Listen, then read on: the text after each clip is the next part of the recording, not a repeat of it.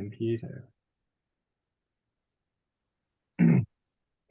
Yeah, so tonight we're going to talk about Seneca's, what is it? De Clementia, on mercy, of mercy. Is there a standard on or of mercy? Sometimes it's on, sometimes it's of. Or clemency, yeah. Yeah. Does anyone want to say something about Seneca? I'm not a history buff. I just know his name was Lucius Annius Seneca. He was a Roman senator. He had lots of money. He was like a banker. He was tutor for Nero. So he was around AD early on. Anyone else Yeah, can do better than that? He was from an equestrian family from Spain. He came to Rome quite early. But his father was a famous uh, rhetoric teacher, Okay. and What he else? wrote two of those books alive, I think. And Seneca wrote some plays as well as philosophical works, and everyone here knows that he was a practicing Stoic. I hadn't read this one before. I've read on Providence and on the shortness of life and some of his letters, but I have not. I must admit, I haven't read Seneca widely. What about you guys? I've read a bit of him. I've read his letters. I've read On Anger. I think a few of his others. A few of his other shorter works. And you'd probably agree that this is quite different from other stuff that you've read by him. Yeah, well, it doesn't feel as especially reading the history of it, which we'll get into. Like when I read his other works, it feels like, oh yeah, like he's saying what he thinks, type of thing. But this one feels like it's a bit of a puff piece, at least in parts that I read. I didn't get through the full thing, but yeah, that'd probably be the biggest difference. I guess like the other thing too was I think it was in the end, it was executed. That's probably the only other thing to add. Oh yeah. That is history. Yeah. We got well, he killed himself. Yeah. Yeah, but that was part of the execution, is that you'd kill yourself in Rome. He was allegedly part of like a plot or something. Generally what I've read is that that's probably not the case. That it was like a political thing of just removing him. But like these type of things in history, it's kind of hard to know one way or the other.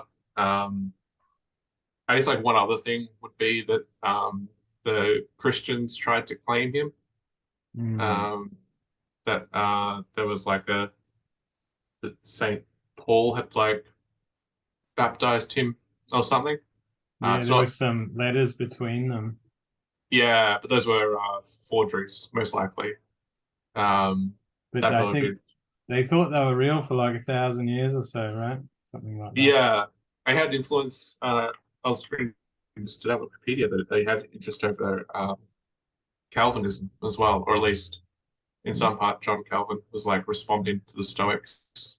Okay. Yeah, I'm just interested. But yeah, that'd probably be the end of my knowledge. Cool. I don't have much extra. Yeah. Anything from Absorber the Geek or Jody Thomas? Pretty much what Shannon said. I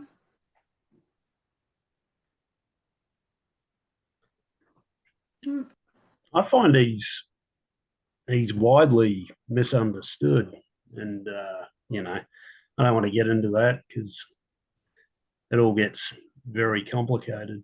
Yeah, when you say widely misunderstood, though, and I'm fascinated to hear that, and I'd love you to tell us a bit about that.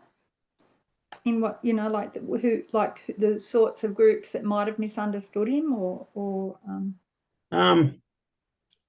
yeah, well, see, most of the history writers, the Roman history writers, were senators, and Seneca was as well, but he kind of bridged the divide between the emperor and the senate. But yeah, Roman history, it's a bit of a gossip column kind of. Yeah, it feels like that. Well, on that topic, it makes me think even that maybe Nero wasn't as bad as we often think he is, you know? I mean, that was obviously something in the background of this. I mean, I don't know, but obviously Tacitus and whoever, Suetonius and people like that who wrote the books later were probably had an axe to grind because Nero wasn't popular with the senatorial class. But definitely, yeah. The Wikipedia thing I read was that he was quite popular with the common people. So yeah, that's likely. It was pretty much the same with Commodus as well. So we won't go into that. That's a different era. All right. So before we jump in, did you have any thoughts about the actual reading? Like there was maybe 2 or 3 things that I thought. Like for one thing, I thought, because everyone's going to say probably something about Nero being a bad guy and what the hell was Seneca talking about. So I was thinking, well, one thing that occurred to me was maybe at this early point, Nero might have appeared to have promised to Seneca. And maybe if Seneca had some concerns about his behavior, because presumably it's to him when he's a young man, perhaps he thought that through philosophy and his guidance, he could sort of prophylactically treat him, in that medical analogy to clear up any kind of early sort problems. of rein in the tendencies of emperors. Yeah. Do you think, is there any way we know about that timeline, that it might have been when Nero was young, or that's when he was his tutor? But wasn't he his advisor through his life as well later? No. Yeah, but I believe this writing was early. Was early when he was young. Yeah. Well, Seneca and Burrus pretty much shared in I mean, they apparently they ran a lot of the government sort of stuff on behalf of Nero initially. So there were 5 years in which Nero didn't have as much influence, and apparently they were some pretty good 5 years. And then there was a problem with Nero's mother, Agrippina, and where she assumed for herself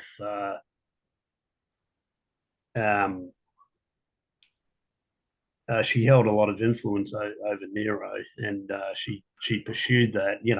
This is kind of a woman's path to power in Rome, was like through the promotion of her son. It's a bit like Game of Thrones, isn't it? With that Cersei. Probably. I haven't even seen Game of Thrones, but I imagine so. Yeah. Yeah. But he had his mother killed, didn't he?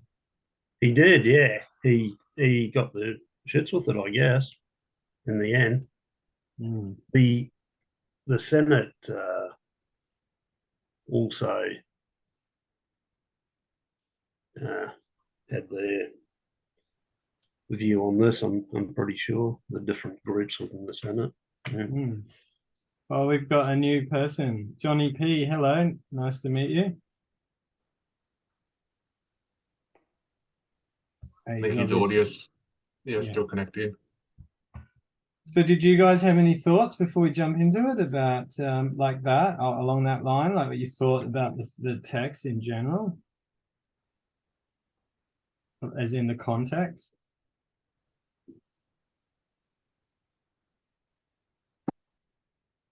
Nothing from Shannon? Nothing from Jody? I guess when Shannon said it in the beginning, what did you call it, Shannon? You called it a puff piece. A puff piece. In parts. The parts of it were a bit of a puff piece. Like and do you mean by that it was a little bit sycophantic towards Nero? Yeah, not to say the entire piece. Like, no, not at all. Yeah, but just parts like, in particular, it's really the start where he's like saying, yes. I'm just showing a mirror up against you, oh wise and great leader. You are so clever and intelligent. I'm just merely reflecting back what the virtues you exude. Like, not that he actually does go to that level, but it is a little bit like It is that bit. It is that bit that way. Yeah. yeah. So you felt it was a bit sycophantic. Just in the grabbing of, to get his attention, maybe. Like, he's a rhetorician, remember? This is rhetoric, in a sense that he's grabbing the attention of Nero. Did you feel like by he flattery? He was bending the truth a little bit? Did you feel like that? Only in that sort of beginning section, and maybe in one or like Shannon said, another couple of spots, but really, it's all good advice. It doesn't take away from the piece, I don't think, and it doesn't feel like it's not over the top either, but it definitely does. There are parts that exist that are like that. I guess one other thing I had is just like oh, sorry, Johnny, do you want to go? No, finish. No. Oh, Johnny, I think Johnny wanted to say something. Hey, Johnny. Hi, Johnny. How's it going there? Good. Good night. I don't know much about this topic. I'm just listening. I'm going to be listening, I'll have to say. Oh, sure. We were just discussing in the beginning what our kind of thoughts were around the text, really. Right, and I haven't read the text, so that's okay. Yeah, I think I can get it on my phone. There's a link on the phone to the text there, isn't it? That's okay. It's good to meet you. You can listen along and see if you find it interesting or not. That's fine. Yeah, absolutely. I'm sure I will. Yeah, good to meet you. Another thing about the text before we jump in, I guess, is that, I couldn't help but think what good fortune it must have felt to Seneca that he was the tutor to the young emperor. And if you think about the Stoic physics, it's the idea of that the whole world is made up of physical bodies that impress upon each other, that the world is a series of causes and effects. Then in that sense, it must feel like good fortune that he's in the position to be able to potentially shape the leader who hopefully could be the kind of powerful force, a cause that might alter or improve the shape of the Roman culture and the Roman people. That I thought would be something that he was getting at in this at the beginning as a motive. Mm-hmm. Yeah, definitely. Yeah. Mm.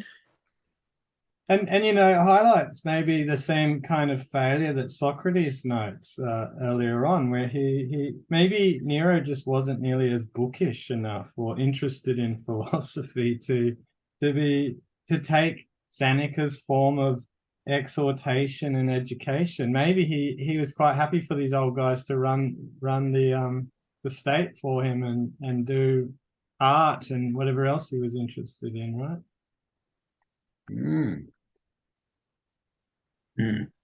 Anyway, all that aside, let's jump in. Part one. So I think Shannon, you sort of mentioned that starts with a call to self-examination, the pleasure of having a good conscience, and being the ruler being able to look upon the discordant, factious, and unruly, and to say to oneself, after looking out on the masses, I guess, have I of all mortals found favor with heaven and been chosen to serve on earth as vicar of the gods? I am the arbiter of life and death for the nations. It rests in my power what each man's lot and state shall be. By my lips fortune proclaims what gift she would bestow on each human being. From my utterance, peoples and cities gather reasons for rejoicing. Without my favor and grace, no part of the wide world can prosper. All those many thousands of swords which my peace restrains will be drawn at my nod. What nation shall be utterly destroyed, which banished, which shall receive the gift of liberty, which have it taken from them? What kings shall become slaves, and whose heads shall be crowned with royal honor? What city shall fall, and which shall rise? This it is mine to decree. So obviously, you know, on reflecting his own situation, it's all about power, isn't it? His enormous power, his far-reaching influence, and for good or for bad, and the consequences that his rule and command will have over the people of the state. But not only that, also the people of the world, right? Did I miss anything in that section? Any comments?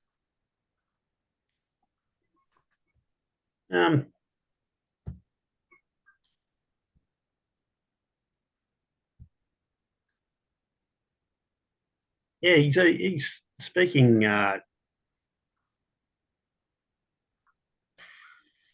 for the emperor, really, isn't he? Yeah, seems to be. Yeah, because he's just kind of showing the powers of an emperor, you know. Yeah. And then it's already course, established the power of the emperor. So yeah, it just depends on the question is what to do with it. Yeah. Well, he's offering up shape him. He's offering up a mirror, right? He's saying, this is what you are. Look out there, you see the rabble, the masses, they're all discordant, they're all over the place, and it's up to you how you deal with them, kind of thing. And he says, lucky you're a good guy, basically, at 1.5, right? He says, and that's what Shannon was talking about. Lucky you're a great dude. Yeah, that's like that last sentence of the first paragraph, where it's like, it is nevertheless your clemency, which is most especially admired by the high and low alike. Every man enjoys or hopes to enjoy the other blessings of your rule according to the measure of his own personal good fortune. Whereas from your clemency, all hope alike, no one has so much confidence in his own innocence as not to feel glad that in your presence stands a clemency which is ready to make allowance for human errors. It's almost like, but at least like the way that I read that part, it's like almost like just like pleading with Nero. It's like do this, please, like to push him along with it. Yeah, he's definitely making the assumption that Nero's innately a good person, because he even says something about that people can't wear a mask for very long, and innately you're a good guy because the false quickly lapses back to its own nature, and I've basically not seen that, you know. In the very first sentence,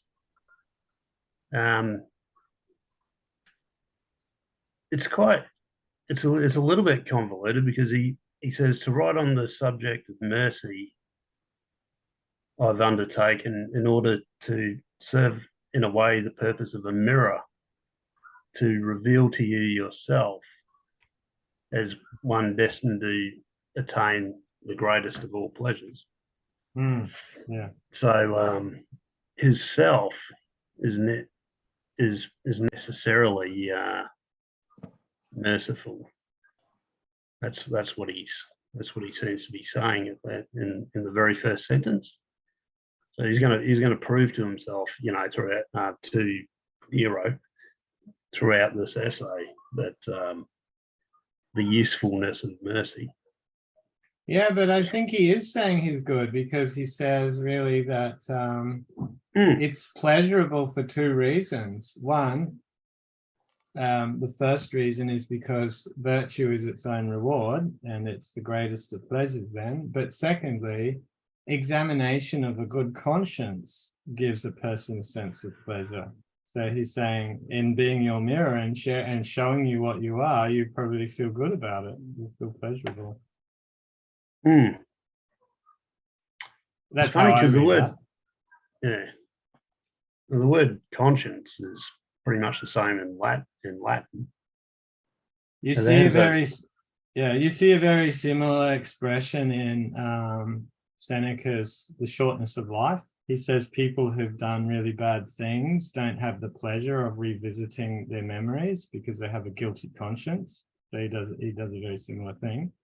Whereas here he's saying, obviously, Nero is not in that situation of the person, the vicious person. He's able to happily explore his memories and his conscience. He has a good conscience. Doesn't say memory, but you know, same sort of thing. So that's like when he's talking about the vast throng. Yeah. Discordant, factious, and unruly, ready to run riot alike for the destruction of itself and others, if it should break its yoke. I think I was talking about the people. Masses. Yeah, but the throng could well be, you know, those forces of vice within every human being, right? The throng. No, I think it's the people. Yeah. The reason why I think it's the people is because he has an analogy he explores over and over about being the head of the body and the mind of the body, and that the body is all the many different parts, and if you don't have the ruling faculty, the ruler, then the parts of the body will just basically fall apart and go to war against each other, and it leads to disharmony and disunity and so on. Definitely, yeah. But the sympathetic idea is, hang on, no, I won't say sympathetic. The what do you call it? So the idea that mirrors it is that this is what you got to control within yourself. Because he doesn't really talk much about controlling the crowd in the essay as a whole, or what we have of it. Yeah, funnily enough, in the other, that's where that throng word, that's where I went over to the other the other translation, because I was getting a bit confused there, and he definitely refers to it as the masses of, you know, the masses of the people over who he rules. But the word in Latin is the multitudinum. Like, so the multitude. Yeah, definitely. Yeah, like you'd say in English. But I don't know. I tend to think Seneca there's double meanings, and it kind of relates back to deeper kind of Stoic ideas. Well, the idea of the body is a very strong Stoic theme.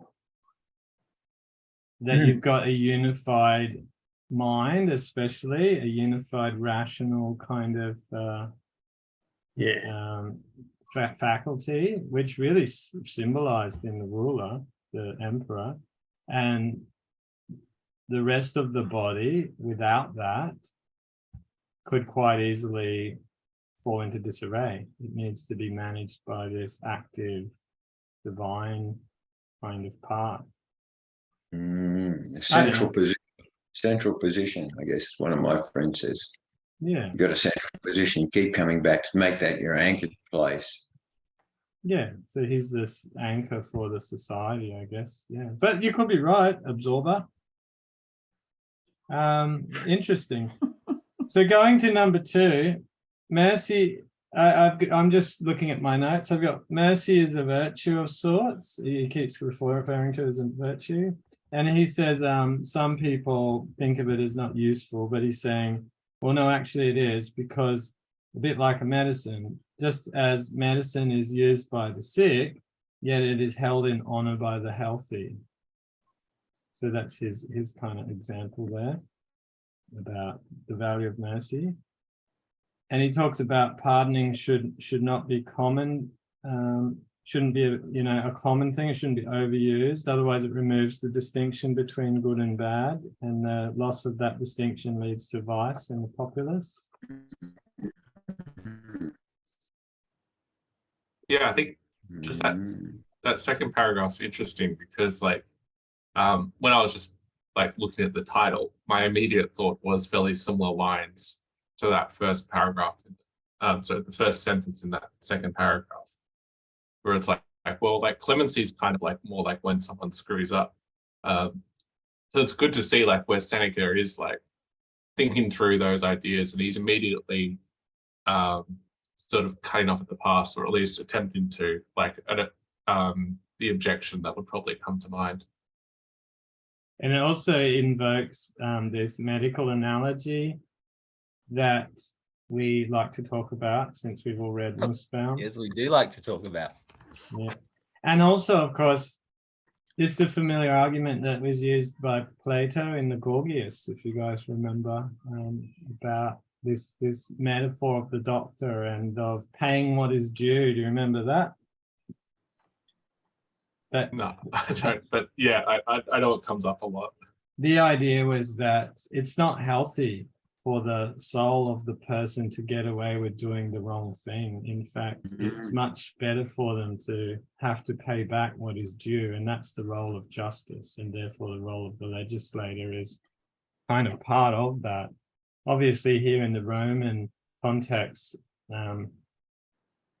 they're trying to work out how the emperor fits into that system of justice.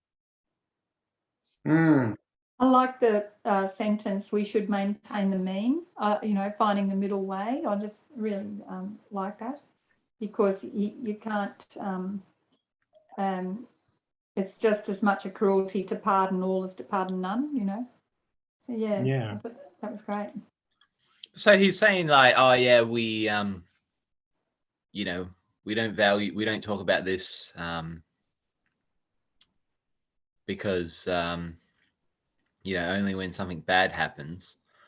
It's because it's kind of like, yeah, people don't write a book called On Mercy to a Ruler if he's not a psychopath. Right?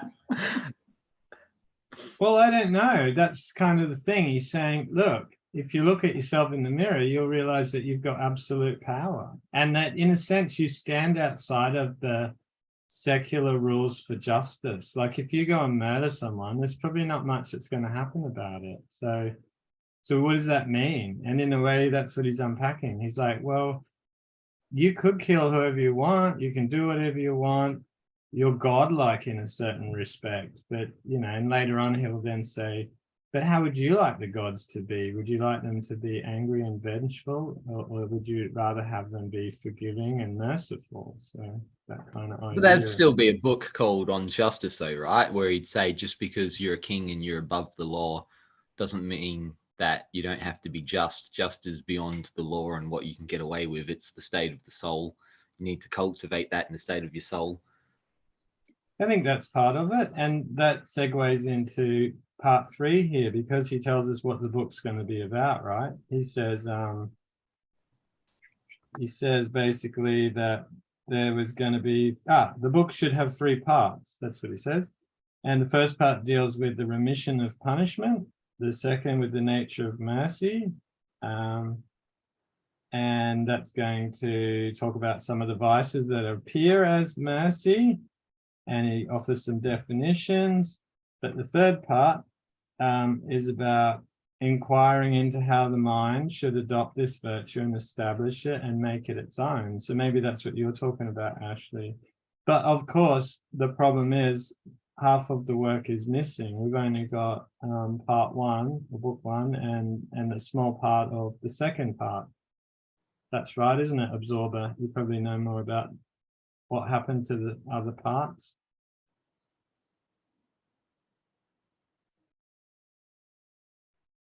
No. Yep. I don't think anyone knows. Oh, did they just I haven't find been able to find much about it. Did they just find like half a I really scroll wanted- or something? Yeah, okay. I don't know how it got into our hands. Yeah, I got no idea. All right. So with that aside, the most seemly virtue for man, this is at 3.2 now, since none is more human for both the Stoics and the Epicureans. Yeah, he's saying that mercy or clemency is one of the best virtues for man because it's the most concerned with humanity.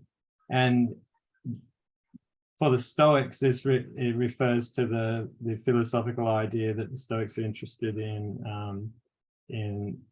their common good. The Stoics as part of the concerned with the whole body, the concern for everyone. but also the Epicureans, because mercy would create a society more inclined towards pleasure, because there's going to be more peace and calm and less warfare and bloodshed and things like that. So either way you look at it, mercy is a good virtue. Yeah. Did you guys have any questions about that or want to add anything to that?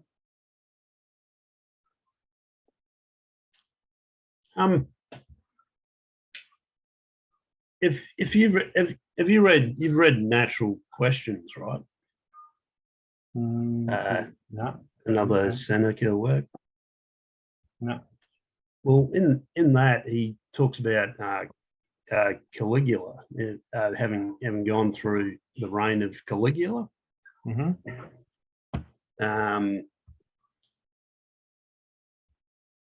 And it seemed rather harrowing. So I think he's got experience about what goes wrong. Probably everyone has that went through that. Well, and the whole history of, he tells a whole bunch of stories about what some of the Romans in power were like, right? So yeah, they're all familiar with the tyrants. And I think that's in the background of Roman history too. There was a period of the tyrants or whatever in the early history, wasn't there? Prior to the setup of the early republic and so on, I think. That's why they didn't want to return to dictatorships and why they hated Julius Caesar so much. I thought that was part of the argument. Yeah. And that, just went on and on. That tension between the old guard and the imperial power. All right. Well, at 3.3, he says kings are kind of fortunate. They're in the best position, or they're the best grace to have mercy. For great power confers grace and glory only when it is potent for benefit, which I think is a neat idea. So obviously the people who are in positions of great power, when they wield mercy, it actually means something because, they can do a lot with it. And the vice versa, if they don't use it, they can do a lot of damage. So it's a pretty important virtue for a ruler to have. And then at 3.5, stop me anytime you want, guys. I'm just sort of going through these until you say something. 3.5 is where the metaphor of the body comes up, which is a strongly Stoic one, of course. We've sort of mentioned that, which highlights the governing power and the indispensability of the good ruler. I think Jody and I were reading Letter 95 recently by Seneca, and there's a similar use of the metaphor to do something else, but he talks about the hidden power of the mind and how it governs the body. You only see the body, you don't see the mind, but it's the mind that's the powerful part. And he also talks about the role of the heart. You don't see the heart, but it's the heart that's the power behind the body because it causes animation and all the rest of it. So obviously, he's very fond of this physical body metaphor, and as you know, the Stoics make good use of these sort of metaphors, like the orchard and the egg and things like that. Any comments, Absorber? You look like you want to say something about the body.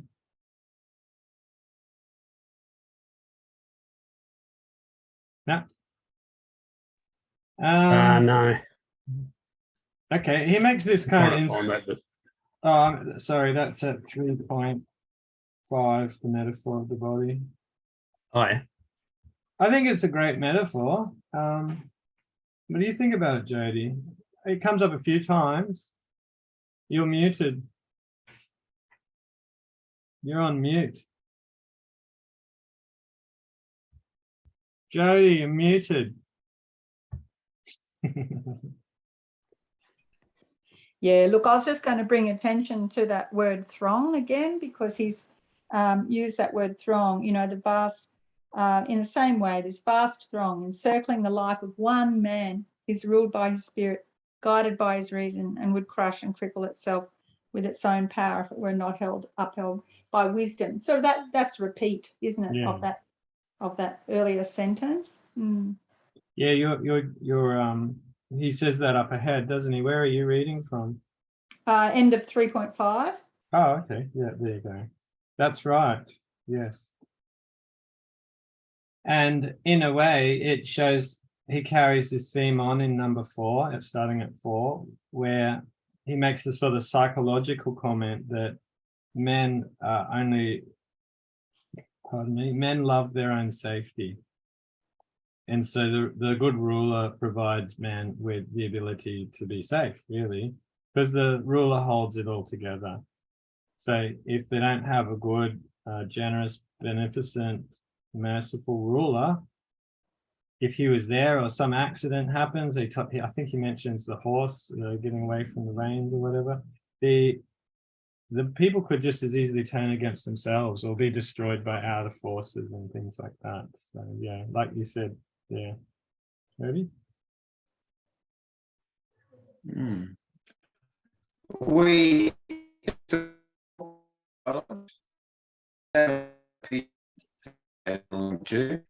is that what we're on? That the first book or the second book? You're at book 1, number 4. The first book of the dialogues of L. N. Seneca addressed to Lucilius. Oh no. Is that the right PDF? No, Number 95. that was. Oh no, sorry, number. No, it's an essay. It's called On Mercy. And then there's some headings here on anger, consolation to mercy. Oh, keep going. On Mercy. I think he dropped out. You probably think Yeah, I he's- kicked. Johnny, On Mercy. At number 5 then. Oh, Johnny, you there? You got it? Yeah, no, so, I'm just scrolling. On Mercy. Well, Or clemency. Oh. It can be called clemency. clemency. Can be It called depends clemency. which It's Is right it in down. one of the Yeah, it's right are down we the on the bottom. 5th book or the 4th book or the minor dialogues together with dialogues? 4th book. The link that was on the page. first book, 5th section, chapter. First book. Yeah, first section. On clemency. That's a heading there. Yep. Page 308. Yep. That's right. You're in, yeah, because he's in your one, Courtney. So it's going to be a little bit differently worded. We're going through a different translation, but if we're using Courtney's, you're on page 380. And if you scroll down, you'll come to the 5th. It says number 5, like V. Latin V, 5. Yeah, it starts with my argument seems to have wandered somewhat far from the subject. Oh yes, I've got it. Cool. So it'll be a bit different. It'll be a bit different from the wording that we may discuss because we're on a different translation, but it's the same message. Okay, so number 5 really, what have I got? The state is the body. You are merciful to yourself when you are merciful to your subjects. So again, he's extending this metaphor. And he actually uses a bloodletting metaphor here. So even if you've got, you need to do a little bit of surgery, got some illness, you don't just chop off your arm. You got to be careful about even how much blood you let out. So I guess there's another way of kind of symbolizing mercy in a sense, as care for the body. Right. And through that, then people should be kind of happier when they're governed by a good ruler. I think that's kind of the point that he's making. And in a way that because they've got a good ruler, they can kind of flourish. Because good fortune reigns when they have a good ruler. That kind of idea. So he's Cruelty talking in here a about private man can do but little, but the ferocity of princes is war. Did so you say something, another Ashley? very wonderful medical analogy there that I'm sure we all enjoy. Wonderful. Yes, we love it. I guess what he's talking about there is overcorrecting, because you remember he says later on that, like, you know, you can, if you don't know exactly how much between strictness and pity, you know, it's or strictness and mercy, you know, or harshness and mercy, whatever, it's better to be a little bit on the side of mercy. So he's saying it's like that with the medicine thing as well. You're better off, like, if you just chop someone's entire leg off, that's clearly overcorrecting. Yeah, and of course the use of that sort of Stoic metaphor sets a kind of basic belief about what the state is. It's not something that you can act cruelly towards without harming yourself fundamentally. Like, it's part of your own body. So a bit like saying I've got a sore hand, so I chop my thumb off, you know, to deal with the ailment, which would be madness in a sense. Cut your nose off to spite your face. Yeah, pretty much. And, you know, that section then towards the end of it says that the ruler has the power to kill, which he shares with everyone. Everyone can kill someone if they want to, but few have the power to save. And in a sense, fortune has given him a great opportunity to become a kind of exemplar, to show the light of humanity. So through his own mercy and through his own good governance and treatment of the people, knowing that he could, if he wanted to, take whatever he wants and do whatever he wants, instead he's able to show the people what a kindly God would kind of do, in a sense.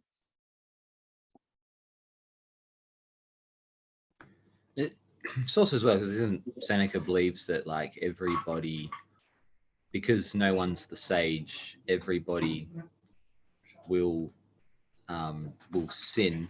Everyone is sinful, and so it's kind of sort of much like a healthy body inevitably becomes sick at some point and has to remedy itself. So it's like even a good soul has to remedy itself at some point. That's right. So that's part 6, which is just coming up. But just before that bit, he mentions the connection to animals, which comes up a lot in, as you know, Plato and other Stoic texts, that if we abuse ourselves, we become like animals. And so he mentions only ignoble beasts are relentless in their cruelty. And he mentions how even the nobler of the beasts won't kick their fellow animals while they're down, like the elephant and the lion won't attack their prey when it's down. I don't know if they really, maybe lions really do, but I don't know. He seems to think they don't. So anyway. The evidence suggests animals are particularly vicious to each other. Yeah. Well, that's his warning anyway, is that we don't want to be like animals, because we're rational human beings. We're not animals. So why would an emperor who's been given this great gift by fortune, you know, this amazing capacity to exercise virtue, denigrate himself and make himself more like a beast, you know, when he's got this opportunity to do otherwise? Kind of idea. He had insight into power, didn't he? He had insight into the what it takes to wield power well and wisely. Yeah, and I think it's a really interesting thing to notice that anyone can kill anyone, but not everyone can save someone. That's the difference between people who have power and wield it wisely. So in 6, as she just mentioned, everyone has some guilt. So we should be lenient with people, because if you punished every guilty person that there was, you'd pretty soon run out of people to punish, wouldn't you? Mm. And it And reminded me of the Bible quote too, which probably Absorber will appreciate, you know, that concept or that idea that he is without sin can Yeah. cast the first stone, kind of fits Ah. this. Even he has reached this state of innocence through sin. We're saying we've all been through it. That's right. Yes. And what he's saying is that having sinned, we've learned from our mistakes. So Mm. it's actually necessary to have done the wrong thing often, in most cases, so that we know the difference. Yes. And that Probably would be, and that would, prerequisite for humility is too. yeah, that's right. And it would be foolhardy then, in a sense, to overly punish people, because it's kind of a part of life, isn't it? Yeah. So then moving on to 7, unless you got something to say about that. The ruler is modeled on the gods, he starts up with, and basically on what we expect them to be like, you know. We'd want the gods to be merciful and just. We definitely wouldn't want them to be unnecessarily cruel and vengeful.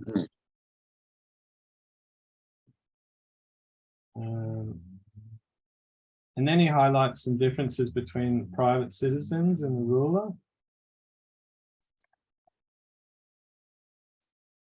The first is the private citizen is easily forgiven, really, or pardoned, it says, as he quite readily sees himself injured when something happens against him.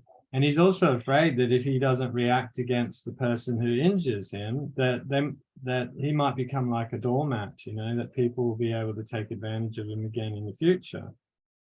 But the situation for the king is quite different. The difference between them is that the king is really powerful and his vengeance is easy.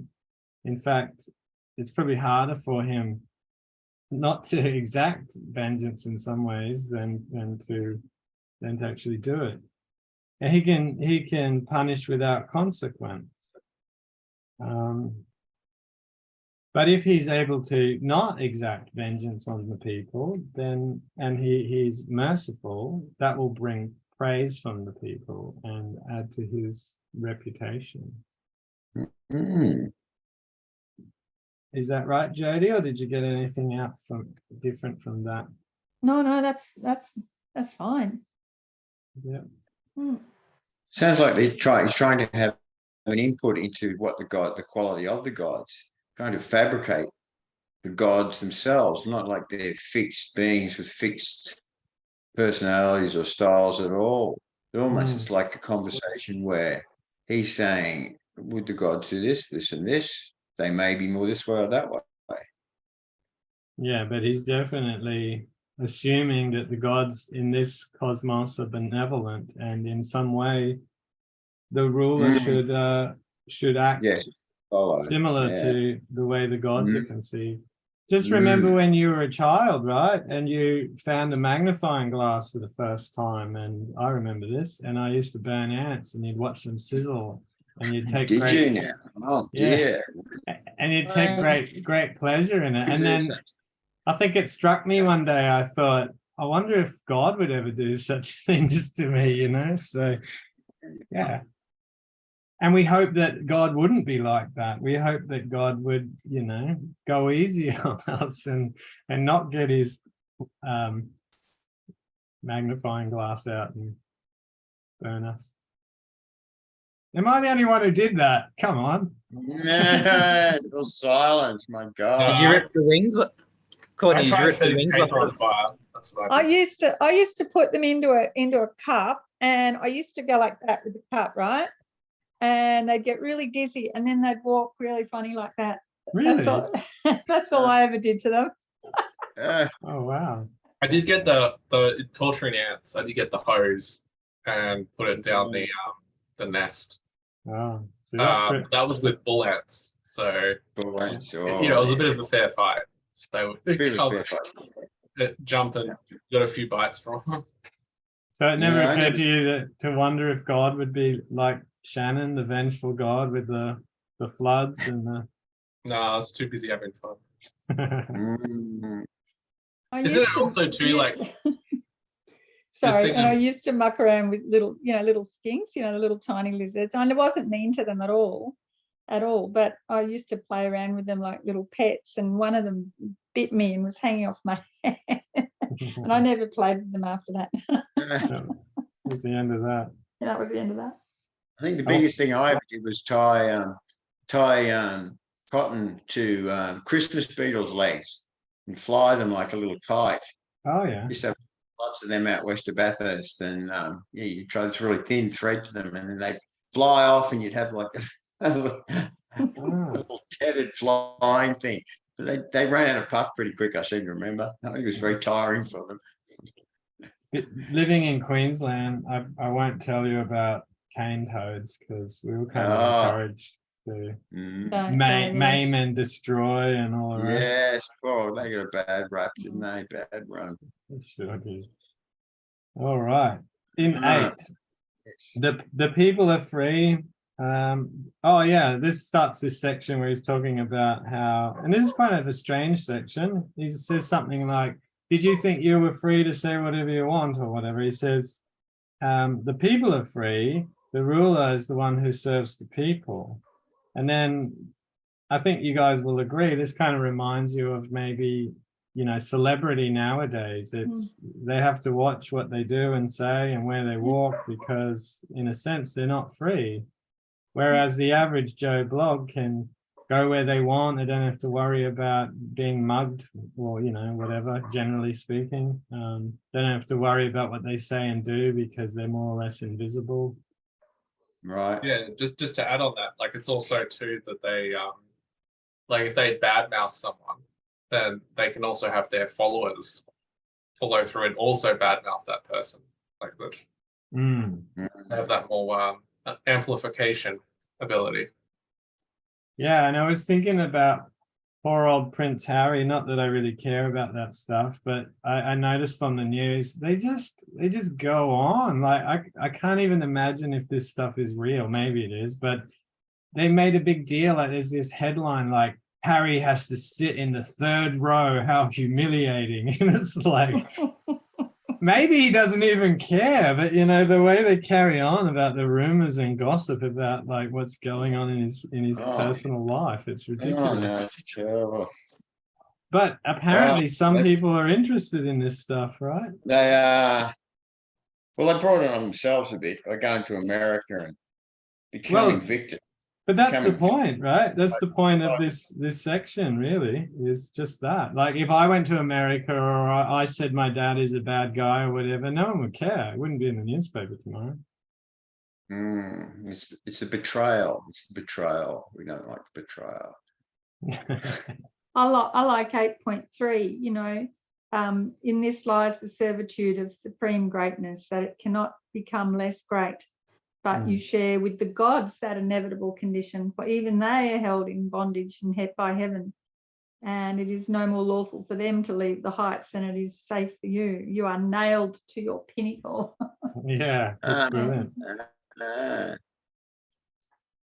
And So then he's saying the gods are stuck in heaven.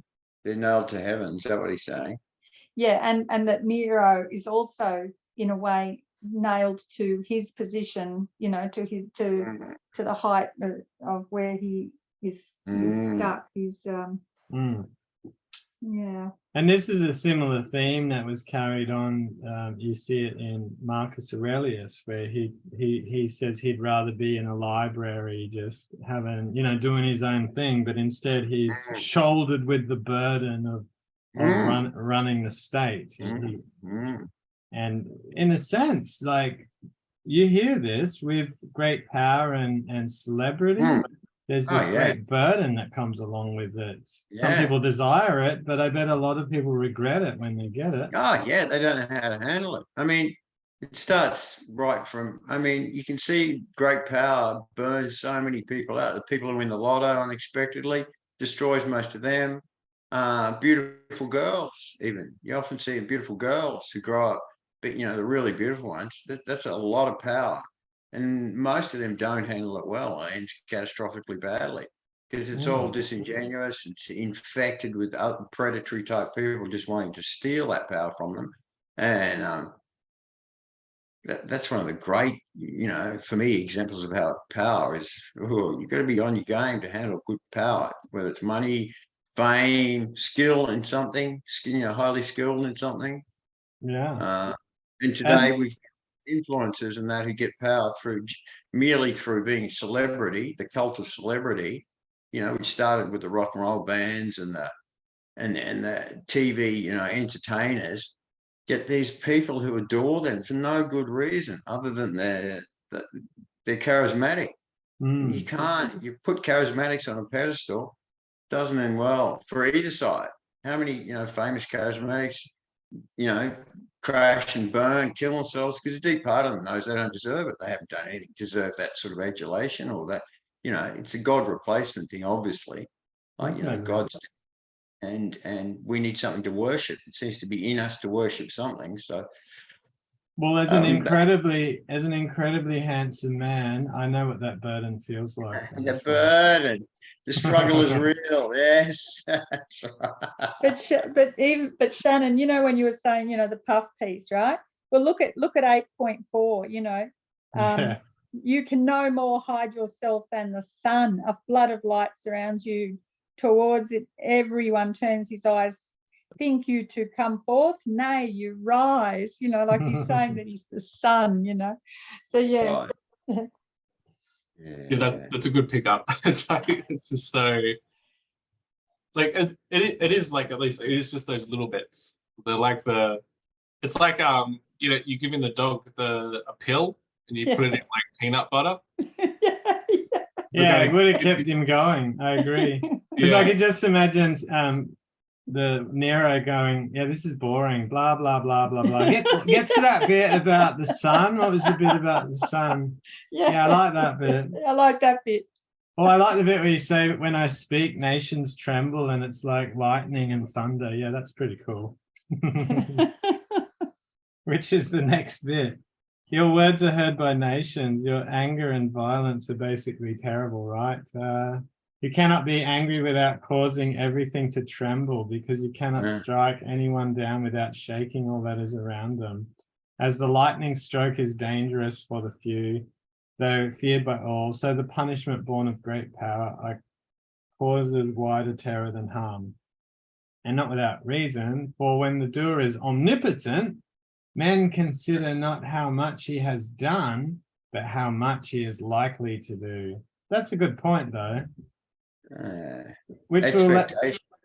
That expectation. It's not so much what you've done, but what you could do. And that's kind of, this is where I feel that this gets a bit Machiavellian, Shannon, because he's giving some propaganda advice along the way, and he's also giving advice about how to scare the people. He's like, if you punish them too much, they won't have anything to surprise them anymore.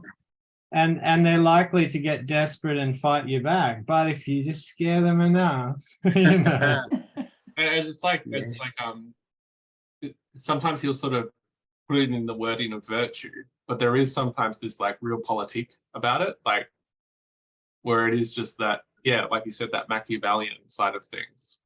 It's interesting, that sort of mixture. But this is where he's talking about how mercy is pity in harmony with reason. So so it's not a conniving, or whatever. He's scheming, but he's actually like being quite reasonable about how to keep in accord with the Logos, or how to keep his kingdom, harmonizing. Yeah, And I so think the that's thing why- about pity comes in much later, but yeah. But the 8.7 is what Ashley's saying about the reason, the use of reason, because just in the way a good gardener tends to the trees, and the way that to in the orchard to cut them back so they grow thicker, and all those, you know, so the cruelty of a king by removing his enemies increases their number, you know, like, so that's all sort of part of good wisdom, isn't it? Well, he's saying that, like a tree, if you murder all your enemies, their children and friends are going to spring up in their place, and it'll be a never-ending kind of squashing of enemies. And then he brings up the example in 9, right? He says Augustus was a mild prince. But when he turned 18 or whatever, when he shared the state with others, he wielded the sword. And I think the point he's making throughout here is, in his youth, once he'd killed a few people, by the sounds of it, he began to it seemed to wear him down, this constantly punishing enemies. It sounds like it was wearing him down. Like, the more he's sorry, say, Ashley. well, Machiavelli's whole point is about how to gain and then maintain power, right? Whereas here, that's not really his concern. It's about you know, how to serve the gods by protecting his people. Yeah, in part, but then he's saying right here, right? He's saying, you know, Augustus got tired and he was living an anxious life, and he asked his wife, what should he do? And she's like, well, so far you've accomplished nothing by severity. This is 9.6. Salvidenius was followed by Lepidus by Murena by Capio by Ignatius. So I assume these are people that he's punished or crushed or destroyed. Try now how mercy will work. Pardon Lucius, sinner. And so he tries this new method, of mercy, if you like. And he gets a good result. And he goes on about how they have a long chat, goes for like 2 hours or something. And he makes a friend out of him in the end. So he learns a new way. He learns that if you crush all your enemies, just more enemies pop up in their place, right? And so in a way, it is about good statesmanship, I think. And he says also, doesn't he say here, not only do you get, he earns a friend, but maybe it's in the next section, but he says, it's at the end in 9:12, right down at the end of 9 and 9:12, that he bestowed upon him the consulship and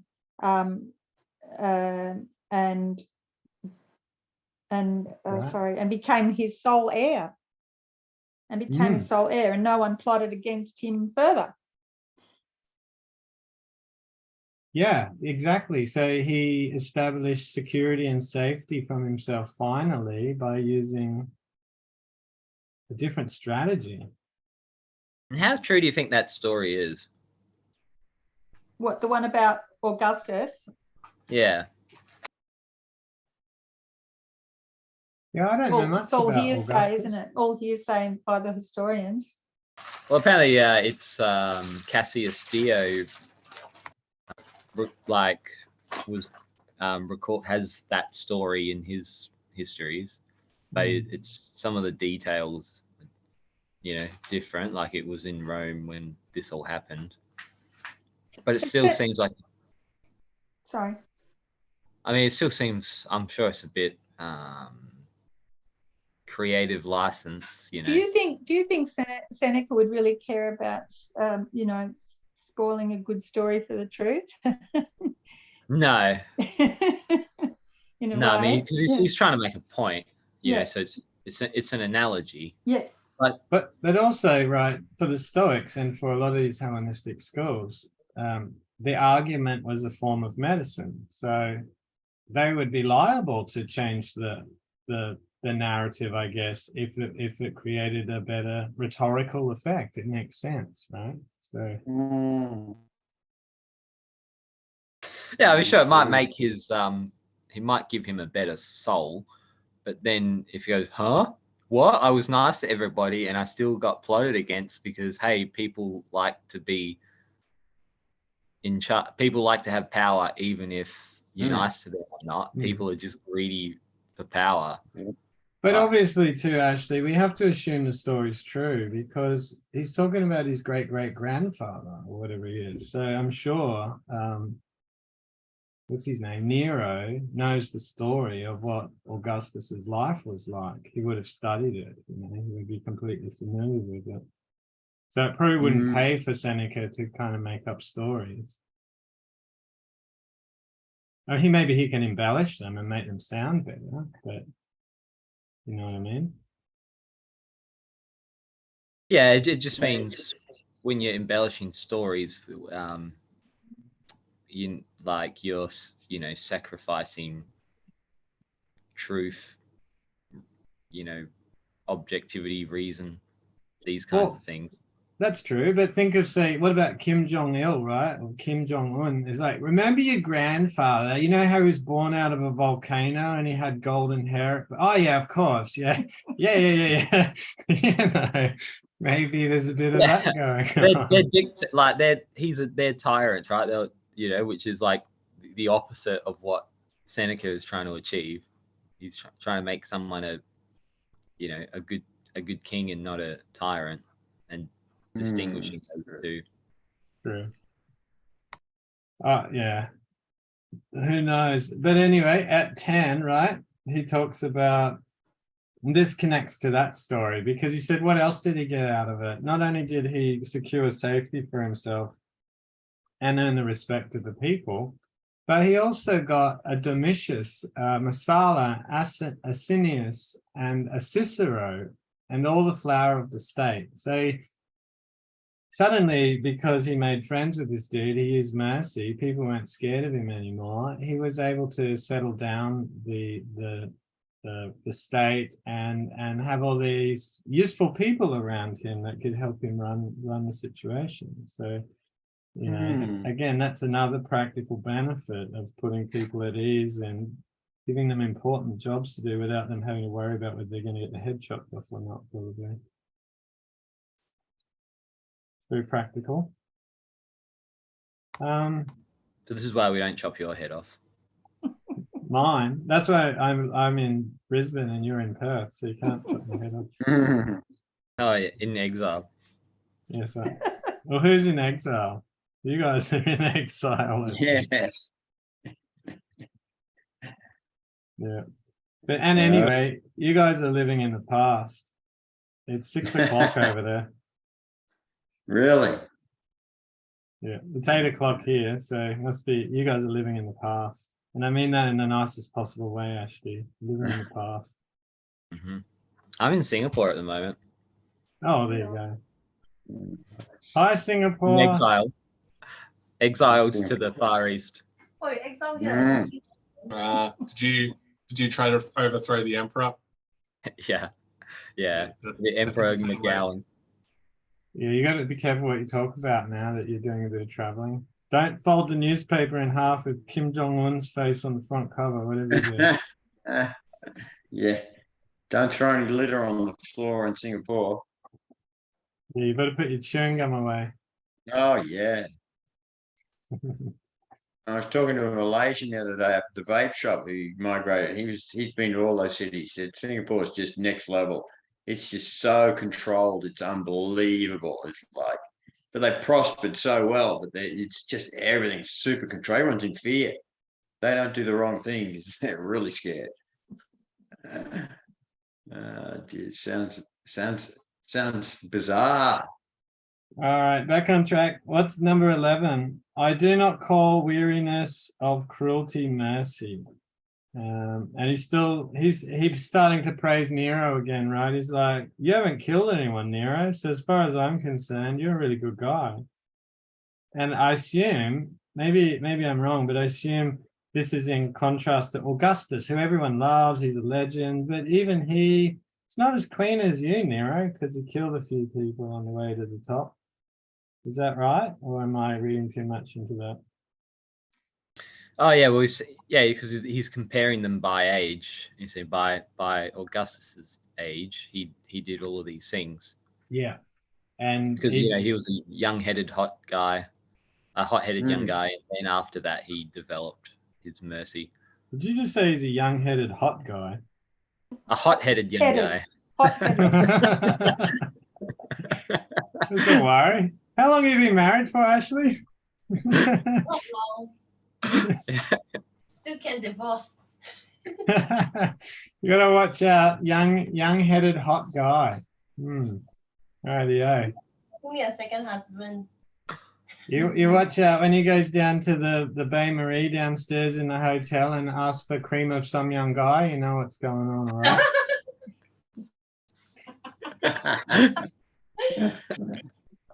Okay. So at 12, right? Kings only kill when they have to for the good of the state. This is interesting because I guess for us this raises the question of capital punishment.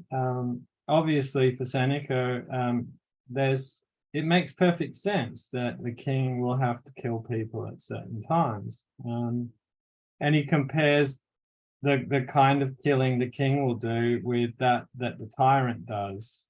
The king is merciful. He only does it when he has to, and probably doesn't. Well, he doesn't enjoy it. He makes that clear. He doesn't enjoy it. He regrets it. He doesn't like doing it. But if you're a tyrant, you do it because you like it, basically, right? Yeah, because that's like the distinction just at the end of 11. It has that difference is that the tyrant takes delight in the cruelty, but the king only does the cruelty for good reasons. Yeah.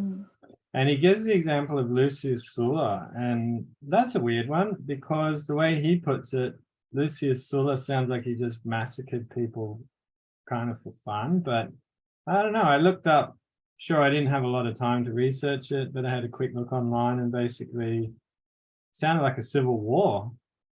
So anyway. Is that the bit about what tyrant ever drank human blood as greedily as he who ordered 7 Roman citizens to be butchered? No.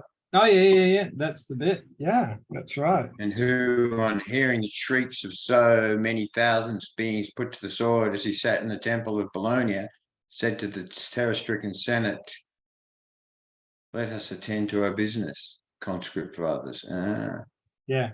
So he obviously had a reputation, this Lucius Sulla, as a pretty cold-blooded character. Oh, that's right, sure.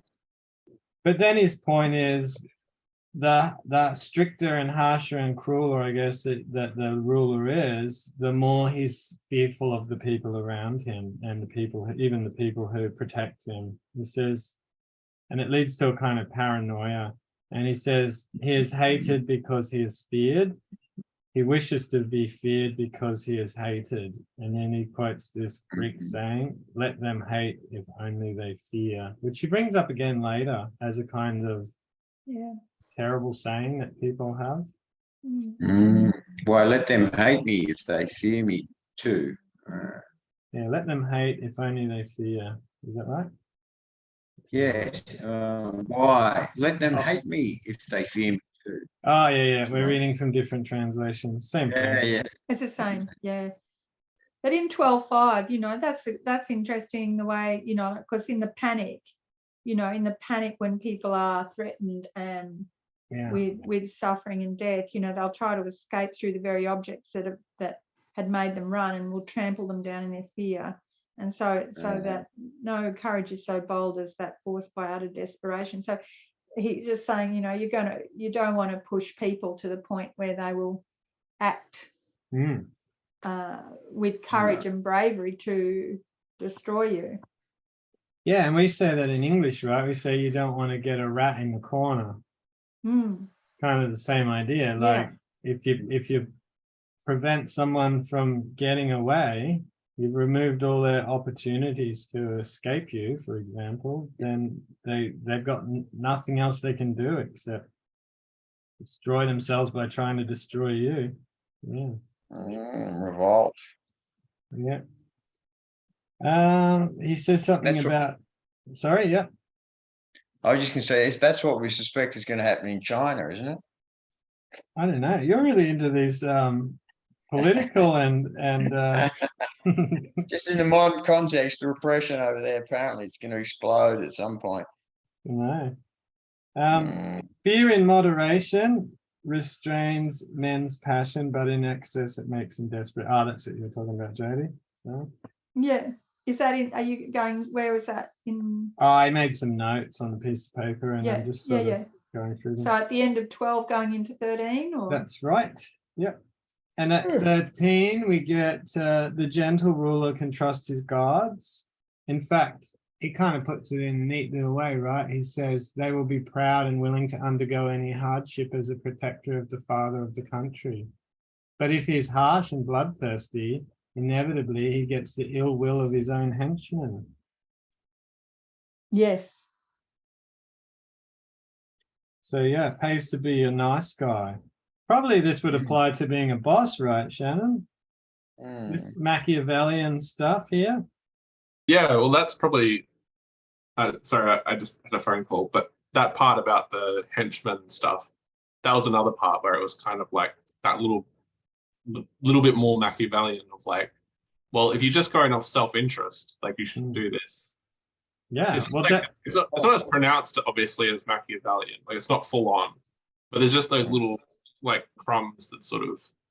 Yeah, but you can see how that you would use this in a Machiavellian sort of way to run a business, because you would be like, okay, you're the brains and they're the body. Delegate, delegate, delegate. You know, and you don't want to treat them too badly. Give them a lunch break. Good idea, because if you don't. And give them a coffee break. They will reward you by working harder, and they'll be overstimulated, so they'll go home and think about the work as well. Something like that. But he's also making the point there in 13.2 that the witnesses and the avengers of crimes, yet he has reached a point where he has not the power to change his conduct. So now then he pushes so far. If your behaviour is so dreadful and consistently terrible that you'll get to a point where there's no turning back, there's no recourse.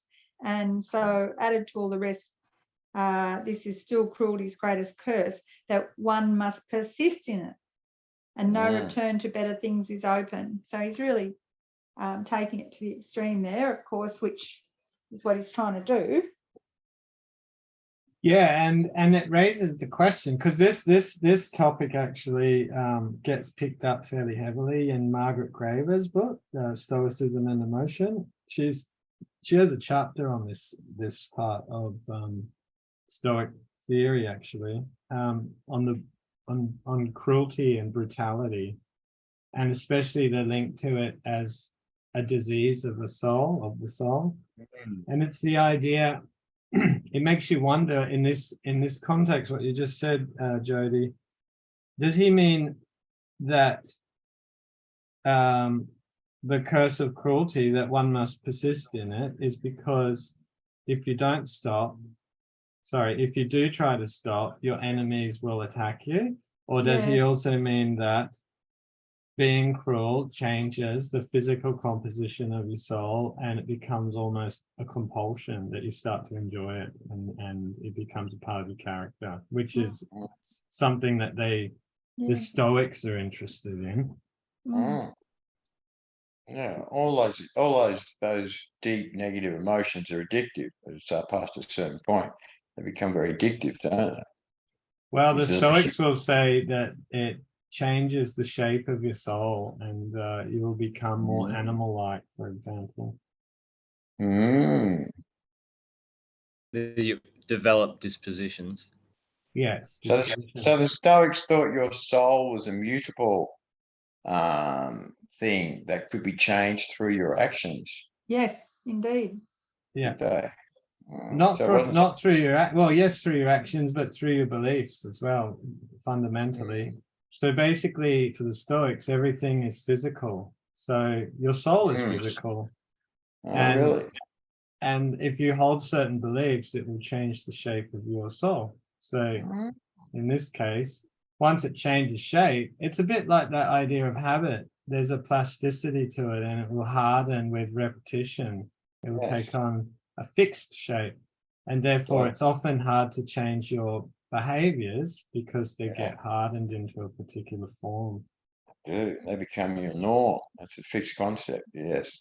Yeah. Oh, so they didn't think the soul was from the gods or from some otherworldly thing. They thought it was a self-made It's not Is that Stoics thought? otherworldly, because for the Stoics, the God, if you like, nature is immanent. It's part of the world. The world is Ah. God. They're pagan. Ah, pagan. Ah, really? Well, Plato Yeah, and nice. that are pagan too, but they had a more transcendental version of reality, where there was a ultimate world of forms and the gods lived out there, sort of thing, and then created Yeah. a physical material existence. But for the Stoics, no, those two things are one and the same. They're bound together. And was the Stoic belief system pretty fairly static through its period, or did it like transform and develop and become something different by the end? Shannon's saying no, but fundamentally the theory remains more or less the same.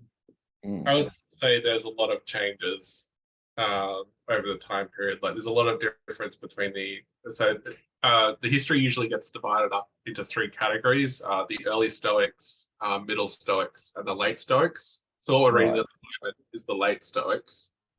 So there is like the exact positions. There was a lot of variety, but I would agree with what Courtney was saying, that there were definitely more core tenets that sort of lasted, but there was a lot of changes, or like a lot of different positions that were held. Yeah, I wouldn't call it static. No. But did they stay true to core fundamental anchors that were established right at the beginning, and then Yeah. they just got modified in certain ways? Yeah. Well, you would say no one knows what probably the early Greek Stoicism was exactly like, but you could imagine we can see the Roman Stoicism, and it's probably hard to really pull out how much is Roman culture, so that you get the Roman culture flavor. Yeah.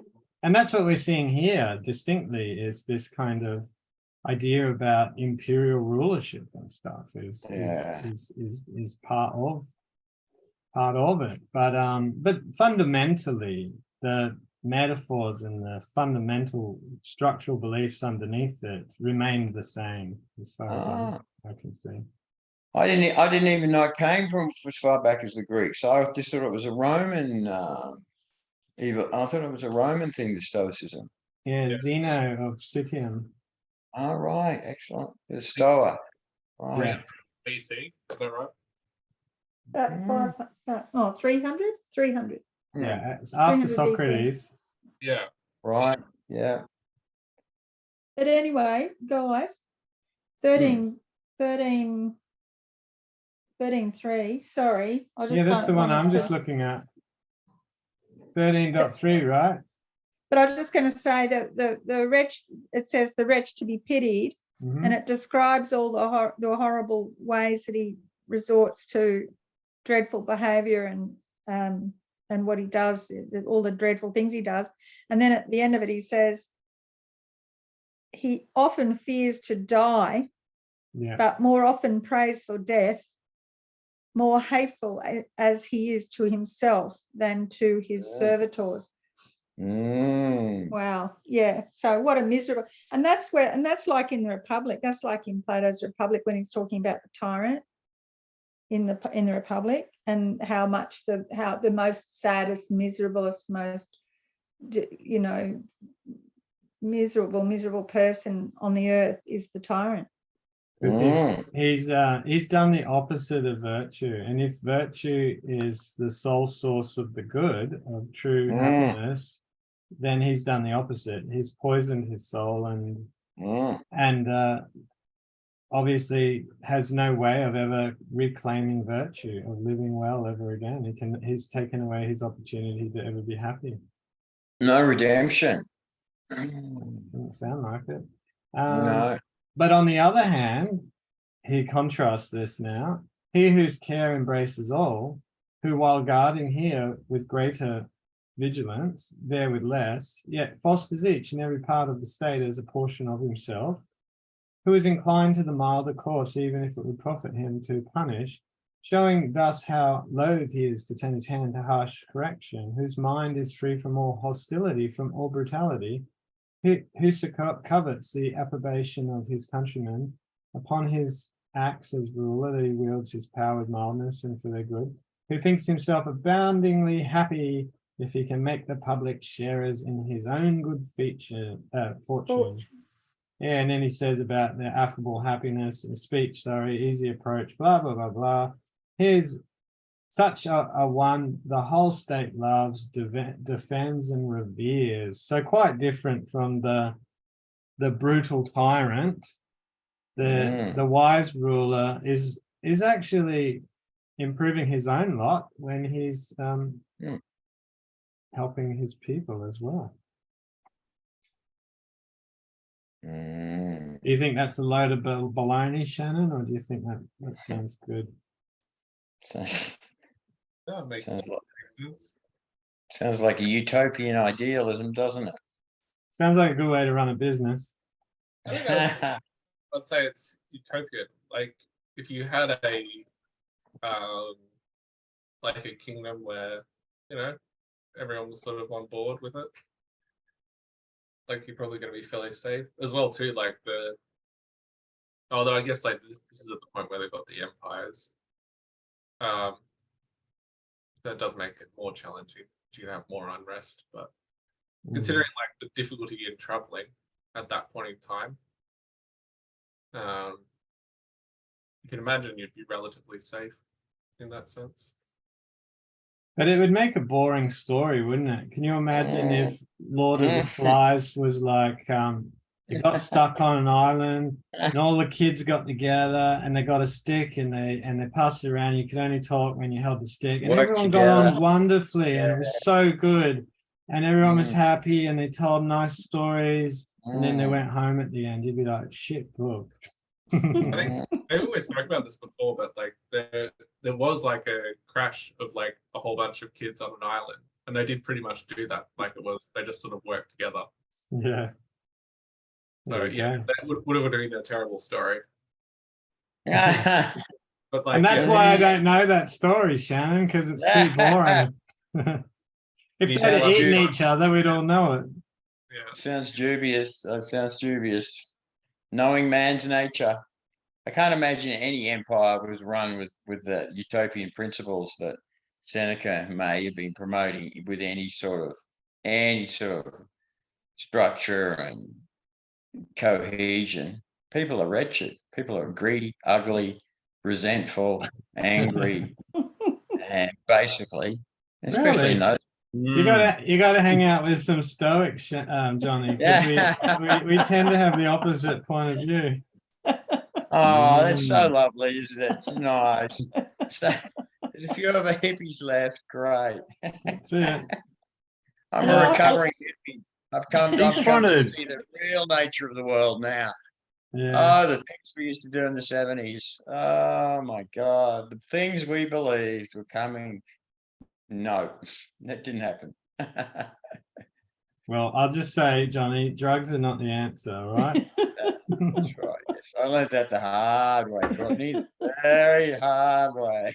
And it took me a long time to get that one. There you go. Yeah. But in 13.5, look at this. What people say of such a man is the same in secret as in public. And it then says, they're eager to rear up sons, and the childlessness once imposed by public life is now relaxed. So he's saying, look, people are going to have more children because you're so amazing. People are the population is going to increase, you know, because you're just such a wonderful guy. But that makes sense, right? Because people say stuff like that to me now. They say, young people are saying, I'm not sure if I'm going to have kids because I don't want to raise my children in a world like this. And I'm looking around like, what do you mean? World like what? You know? World like this. Seems all right. Actually, yeah. I mean, the one you should be down on your knees being grateful on your absolute knees every day for the amazing blessings of not having public toilets and having hot showers. Yeah, well, that's right. Well, it could be Nero walking around, waving his sword around, going, hey, you over there, suck my dick or I'll cut your head off. Jeez. People have no idea. And even us people that, you know, a bit older, we forget. I forget regularly how we're bathed in luxury and how we really need to be so grateful for the things we take for granted, you know. Yeah, fuck, it's just 100 years ago. So city stank of sewage and it was awful. No hot showers. How long's the hot showers been around? Imagine how many thousands of generations never understood what it felt like to sit under a focused. I think the shower of Romans, hot didn't the water. Romans have hot showers? Did they? I don't know. I don't think so. They had baths, but They had a red hot bull you could get in. They had baths. yeah, that's they had right. They had hot baths. Yeah, they did have hot baths. That's right. Yeah. Yeah, actually, Right. Sorry, carry on. oh, no, I was going to say that was a good point, Jerry. I actually missed that part about the children that they say there's going to be more multiplication. All right, now I'm leaning more towards this paragraph being a bit more utopian. That's a There bit. you go. That's a bit. Number, I'll jump us into 14. He brings up some more metaphors because Seneca loves his metaphors so much. This time it's the metaphor of the parent, which is one that comes up in On Providence as well. But instead, in On Providence, the parent is God. But here, the parent, the ruler, right, is the parent, the father of the country. And that's a decent metaphor. It makes sense, at least intuitively. You know what a good parent should be like. You don't. You kind of got to discipline your kids, but you don't hit them with a lump of wood. You know, that sort of thing. Yeah, you do. And Like- that's kind of the advice Seneca's giving him, isn't he? Yep. And then he Seen follows that up with the metaphor of self-mutilation, which is again going back to the body metaphor. What's he say about that? He's got positive things to say about a bit of self-mutilation. He says, slow would a father be to sever his own flesh and blood. So he's talking about kicking his children out if they haven't done the right thing. And then he says, after severing, he would yearn to restore them, and while severing, he would moan aloud, hesitating often and long, for he comes near to condemning gladly, who condemns swiftly, and to punishing unjustly, who punishes unduly. So he's talking about a kind of physical dismemberment there, isn't he? Severing the children from. He's talking about pushing his kids away, isn't he? Yeah. Yes, but he uses the language of severing his own flesh and blood. Yeah, so there's that kind of double entendre or whatever, double meaning. Right. And then he gives us an example, right? He says, there's this dude called Trico, who was a Roman knight, and he killed his son. Whipped him to death, that's right. And this is a funny translation because it says that the people stabbed him with their writing styles. And I was thinking, did they write some bad stuff about him? What, they stabbed them with their pens? Yeah, that's yeah. Well, I was wondering if it was styles like the pens or style of writing. So yeah, but I'm assuming that he got stabbed with pens. Pens, yes. And so basically, Augustus Caesar's authority barely rescued him from the indignant hands of fathers, no less than of sons. So the people were outraged when they see this sort of stuff going on. And then he brings up some other metaphors which are very similar. Unless you guys wanted to say something about Tarius, I nearly jumped over that section. That was a bit of a weird example. He compares it to Tarius. Tarius is the rich man whose son tries to kill him and commit patricide or parricide.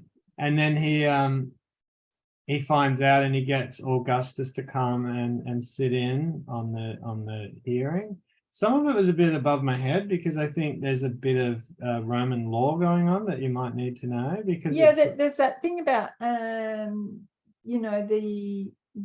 they will their, what is it? They become their heir. Yeah. What was that about? Because you're saying, if you make me your heir, I swear I won't take the money or something. Yeah, he was honourable and did not put himself in a position where he would take that offering of becoming his heir. So Augustus was the honourable one. Yeah. He was willing to become the heir but not take the money. Yeah. Yeah. Very interesting. And then the sentence came down, and who got to decide on the sentence? Was it Tarius or Augustus? I think it was Augustus, right? Tarius says, sorry, Augustus says, the mildest sort of punishment ought to satisfy a father in the case who was very useful, in the case of a son who was very useful and had been moved to commit this crime, but in committing it had shown himself faint-hearted, which was next door to being innocent. Therefore, the son should be banished from the city and from his father's sight. But the father apparently continued to pay him an allowance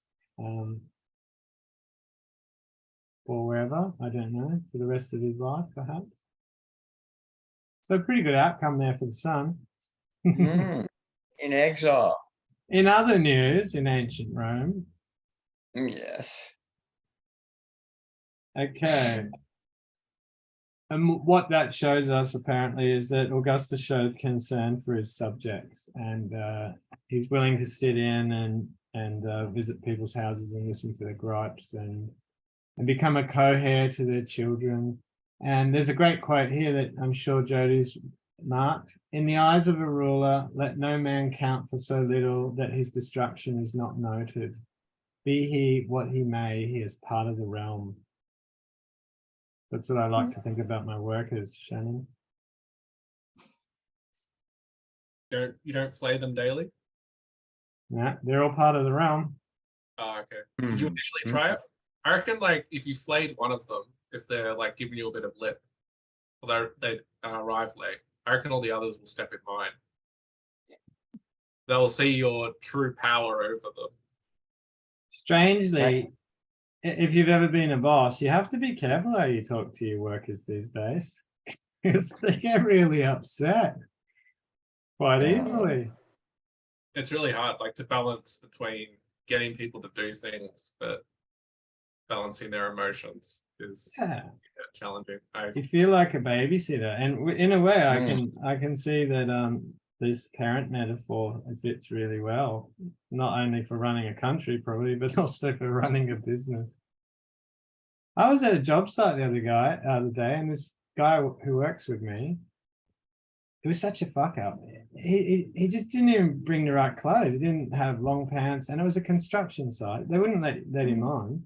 And he's like, well, it's not my fault. And then I was like, look, tomorrow I can't come here because I'm rostered in to do another thing. It's a big fuck up. And he's like, well, I'm not taking the blame for that. And I'm like, well, you didn't even dress in the right clothes. What do you want me to say? You know, like.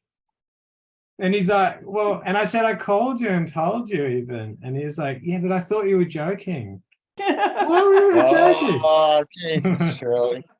That's such a basic thing as well, because, like, it's not well, it's down here, like, it's not that different with requirements of work clothes.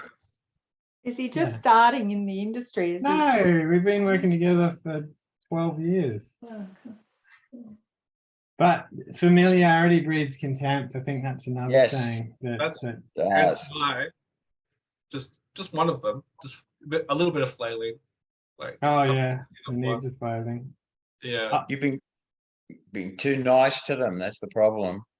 No, I think we've been too egalitarian, and now he's saying things like, and this fits with what we're talking about. He wants to even the power out, obviously, and he's like, I think I've been working for you quite a while, and I haven't had a pay rise recently. I'm thinking about starting my own business and becoming a contractor to you. And I'm like, you should do that. Yeah. Good move. Yeah, I won't have to pay super or sick pay or anything. You don't even have to hire him. Yeah, that's right. And he's like, if you get a really easy job, he's got to work days. Like, I'll get an easy job, and then I'll install it for like $300. And I was like, wait. If we get an easy job, why would I get you to install it? I'd be the one installing it. That's an easy job. You'll be doing the hard job I don't want to install. Jobs, that's right. The way it works. Yeah, anyway, that's the worker for you.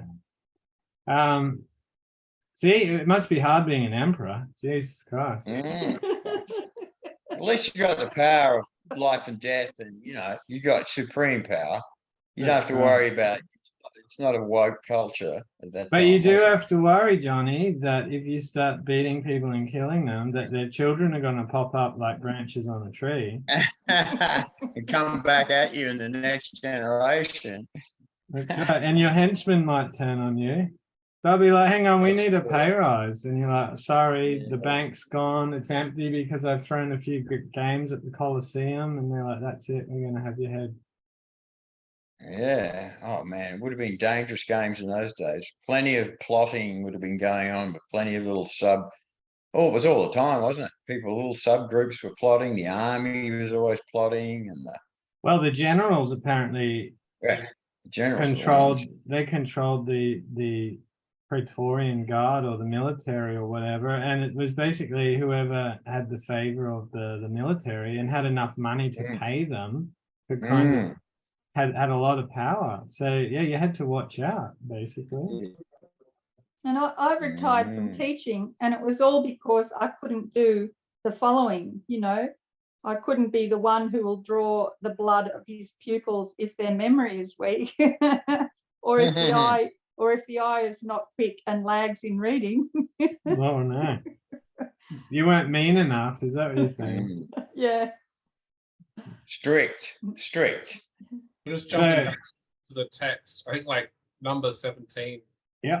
I think sort of talks to what we've been saying, or at least in my translation, no creature is more self-willed, requires more careful management, or to be treated with greater indulgence than man. What indeed can be more foolish than that we should blush to show anger against dogs or beasts of burden, and yet wish one man to be abnormally ill-treated by another. And then it goes on to say, like, we should be angry with the disease. Like, What does that mean? Or be treated with greater indulgence? What does that mean?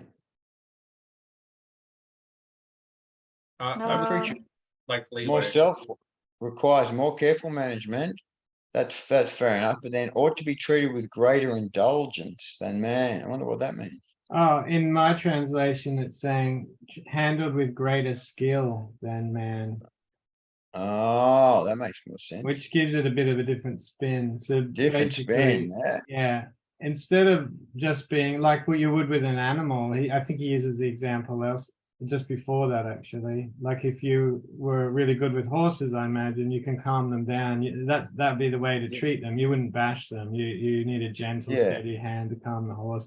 He's saying, well, humans are worse than that, so you need even greater skill. It's like, or indulgent could be like leeway. Yeah, and the point here is none should more mercy. Yeah, mercy's part of that toolkit. They definitely need mercy. It's like a physician. It's like affecting a cure, like a physician finding the right medicine. Yeah, and he's right though. Diseases do not make us angry. If you're a doctor, you don't get angry when someone's got cancer, right? We try to cure them, and yet here too is a disease, but of the mind. So the people that have a disease of the mind, it requires gentle treatment, and one to treat it who is anything but hostile to the patient. So the person has to be patient and benevolent and kind, like a good doctor. He's going back to that medical analogy. Yes. And also, Epictetus uses this argument too in the discourses. That's another Stoic, Johnny. He says, imagine you meet someone and they piss you off, they're being really annoying or whatever. He's like, well, would you get angry at someone with a physical disability? Would you get someone angry at someone with a broken leg? Well, this person's got he's got an even worse disability. He's got a disability of the soul, So why are you angry at them? You should be tolerant and patient with them because they've unfortunately they got a disability, man. Yeah, they do. Mental health. They got a mental health condition.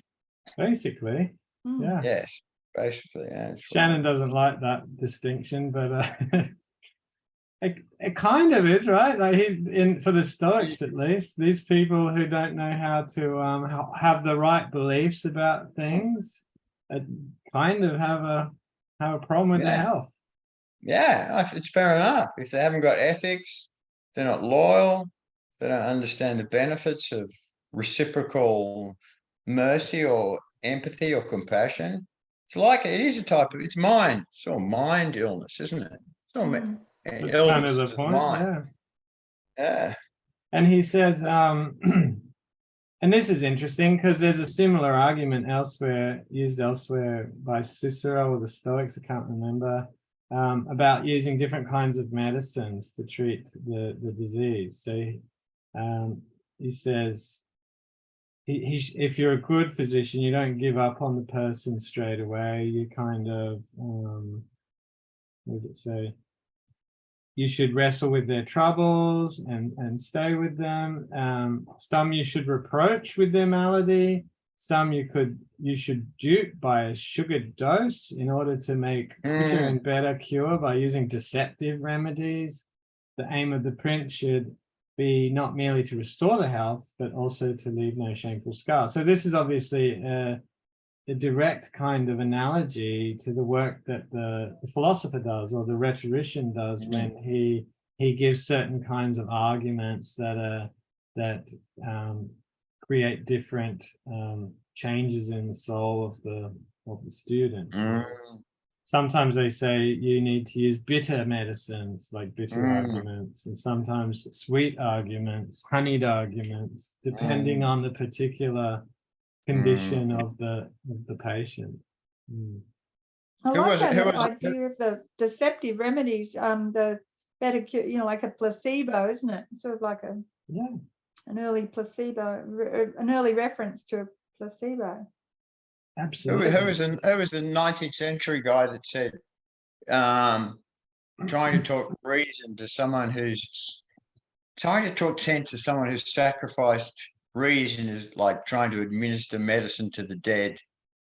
That I always remember that quote. It was somebody in the 19th century. It was quite. I thought that was quite. Don't. If someone's giving up reason, just don't even try it. Like it's like trying to administer medicine to the dead. It's like. Yeah, I don't know that quote. Yeah, I can't. That's the 19th century quote, because I know there's a quote which is similar to that, which I imagine that someone took it on that, where it was like, don't play, trying to give reasons to a person who's unreasonable is like trying to play chess with a pigeon. They'll just yes. trip all over the table and declare themselves the winner. Yes. Not quite as eloquent as your quote. Oh, it was by some super eloquent 19th century guy. Probably fucking, I don't know. The on 18 now, we get into a bit more of the stuff in which the Stoics were a bit thinking ahead, right? We're talking about slaves and treating slaves with moderation and in particular by the principles of equity and what's right. That, behind this is the idea that everybody is a human being and they all deserve mercy, that they're all rational creatures. We have more in common than we have in difference, if you like. And there's no need to treat people badly, even if you bought them. And Vettius Polio's the example that gets brought up in this case, which is a really it's an interesting story. Who wants to tell it? Oh, it's awful. I don't know. So Vettius Polio, right? He's a rich dude and he's a friend of Augustus, and he had lampreys, which are some sort of eels. Eels with sharp teeth or something. They got like a sucker mouth, don't they? And they look disgusting, but apparently you can eat them. And I think that's part of the story, because he has a pond in his house, and when his slaves piss him off, he throws them in the pond with the lampreys, and the lampreys feed on their blood. One day Augustus is there having dinner with them or something, and one of the slaves drops a crystal cup. And Augustus is horrified to see how Vettius treats his slaves, because he throws the slave into or threatens to throw the slave into the lampreys. And so Augustus smashes all his has all of his cups smashed to make a point. And it turns out, I was looking on the internet, again, that airship thing, Augustus inherited Vedius's estate. Ooh. And as part of the story, apparently, he demolished the grounds on which Vedius had his house and whatever, had it demolished. Wow. Really? The lamprey pool. Wow. Got rid of it all. And there was some idea in here, like it says here, he threw his slaves as food to lampreys he meant to eat, or whether he kept lampreys only to feed them on such food. So he was arguably having the lampreys drinking the blood of his slaves, and then he was cooking up the lampreys and eating them, which was even worse when you think about it. I think the final sentence in that paragraph's interesting, though. Like my translation, it says, "Cruel masters are pointed out with disgust in all parts of the city, Yeah. and are hated and loathed." But what I wonder, and I guess it's hard because obviously we don't have slaves at this point in time, but if you consider that the abuse or whatever, obviously there's sort of that extreme level of polio, but you could have something a little bit toned down from that, and I just doubt that would be, published public knowledge. Yeah. About sweatshop workers. Yeah. Yeah, exactly. That's slavery. Yeah. But to be fair, we're still telling this story 2,000 years later. So he made it. He made it into the book. You'll remember Vedius, not because he liked pastries, but because he liked lampreys. Yeah. No, that exactly, it's sort of survived there. That's also too why it does seem a little we're using that word utopian before. It does seem a little utopian, but maybe I'm just not aware of how well slave abuse was actually addressed within Rome. It's not a topic I've looked at. Yeah. Apparently Nero, I looked this up too when I was having a look at this. Nero, I think it was Nero, pretty sure it was. He changed the law around slavery so that slaves could actually make a complaint about their masters. Apparently it didn't exist before Nero. So that's why it got me thinking maybe Nero wasn't always that bad, you know what I mean? The common people thought he was all right, but the rich people, maybe he was rubbing them up the wrong way a bit by doing things like that. Surprising, because Nero's pretty late in the part, isn't he? This is 70 AD or whatever. Yeah, something like that. Because protections of slaves has been around for ages. And so I'd be surprised if he was the first to implement, but maybe he increased the strength of the laws. Yeah. He might have had one of those. He might have had one of those reigns where he was good when he was younger and got worse when he was older, or because a lot of those guys either deteriorated or got better, didn't they? Some of the emperors, they had phases, I think, didn't they? Like Henry VIII. Well, he died when he was 30, so he didn't get that old. He committed suicide. No, Nero, 30 years old. Really? Yeah. I think he reigned for about, was it 14 years? Something like that. Not very long. Was that after burning down half of Rome? Yeah, which comes up. I looked that up too. That's kind of a story they tell. No one. Is it? One of the other commentators said that he wasn't even in town when it happened. But then other people said, well, he did it in order to rouse suspicion against the Christians and that. So there's all these stories. Playing the violin or something. He was fiddling while Rome burned. Yeah. Playing violin. Well, that's been that's doubtful. Well, it is because the fiddle didn't exist. So he would have played the lyre or something. Yeah, true. But yeah, That's look, I think we've gotten to the end. I mean, we could go on for another couple of hours, but maybe we'll return to the our discussion about this next. Well, I don't know, maybe not next time, but in the future. I'll just leave a mark where we were up to because it is 9 o'clock here, and that's been about 2 hours. Yeah. yeah, it's been good. Maybe. I'll have a look. Sorry, Yeah, what it'll you say, it'll Johnny? make me go and look at my library, look at my Cicero wasn't a Stoic, was he? No, he's an academic skeptic, but he talks about the Stoics. Yeah, Does he? with them. He's a good source for the Stoics. Yes. Right, right. He was like a eclectic, like he had like some influence from the Stoics, but yeah. Right. Yes. I've just And got a his- stack of books I inherited there, and I noticed heaps of them at Cicero. I've got this whole stack of old penguins and books, and there's a lot of Cicero in there, I noticed. Cicero's great. Yeah, you should hop into that. But I just want to finish on this last line that you were talking about, Shannon. You didn't read right to the end. He says, how much better not to have been born than to be counted among those born to the public harm. That's an interesting point. Imagine if you knew what kind of person you're going to be and you could look back on your life retrospectively and say something like, wow, for the next 3,000 years, they're going to know me as that guy who murdered all those people. I'd rather not have been born. And, you know, I think for the Romans, reputation meant something, the kind of family you came from, you know, how people would think about you in the future. In fact, I think for Aristotle, who's obviously Greek, eudaimonia could extend on beyond life.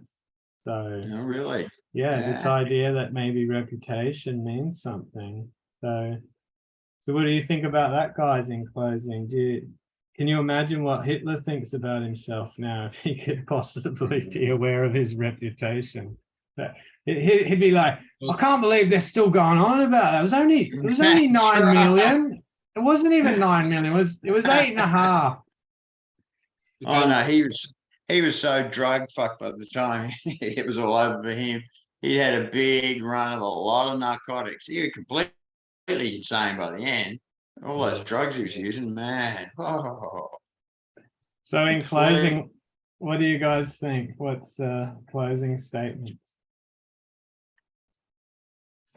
Yeah, it's interesting. I find it interesting, and to me it is a bit utopian. Like, but you know, that's what a lot of the time they were trying to do: write down the best ways they'd figured out of being in the world, and using their primary examples like the emperors, the people in power, and probably with a little bit of some of these guys were a little bit egalitarian and philanthropic, and they just wanted it to trickle down.